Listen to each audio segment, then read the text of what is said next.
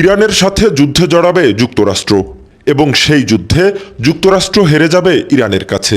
যুক্তরাষ্ট্র ও ইরানের সম্ভাব্য সংঘাত নিয়ে ভবিষ্যৎবাণী করা এমনই একটি ভিডিও ভাইরাল হয়েছে সামাজিক যোগাযোগ মাধ্যমে। ভিডিওটি করেছেন চীনের বংশোদ্ভূত কানাডীয় অধ্যাপক সুইচিন জিয়াং।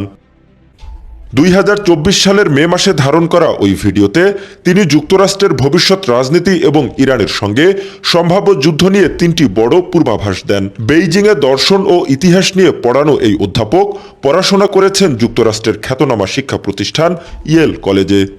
তার ইউটিউব চ্যানেল প্রেডিক্টিভ হিস্ট্রিতে তিনি ইতিহাসের ধরন বিশ্লেষণ করে ভবিষ্যতের বৈশ্বিক ঘটনাগুলো নিয়ে আলোচনা করেন। চ্যানেলটিতে ইতোমধ্যে প্রায় 15 লাখের বেশি অনুসারী রয়েছে। ভিডিওতে জিয়াংয়ের প্রথম পূর্বাভাস ছিল ডোনাল্ড ট্রাম্প আবারও যুক্তরাষ্ট্রের ক্ষমতায় ফিরবেন। দ্বিতীয় পূর্বাভাস, তার নেতৃত্বে যুক্তরাষ্ট্র ইরানের সঙ্গে যুদ্ধে জড়াতে পারে। আর তৃতীয় পূর্বাভাস, সেই যুদ্ধে শেষ পর্যন্ত যুক্তরাষ্ট্রই পরাজিত হতে পারে। সম্ভাব্য এই সংঘাতকে তিনি তুলনা করেছেন দ্বিতীয় বিশ্বযুদ্ধের সময়কার গুরুত্বপূর্ণ সামরিক অভিযান সিসিলি অভিযানের সঙ্গে।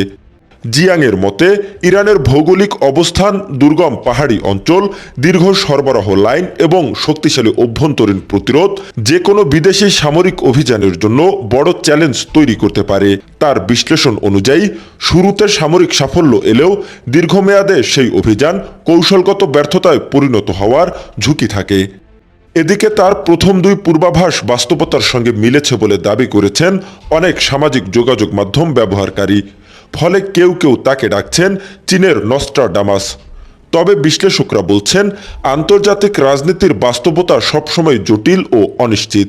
তাই জিয়াংয়ের তৃতীয় পূর্বাভাস কতটা সত্যি হবে তা সময়ই বলে দেবে।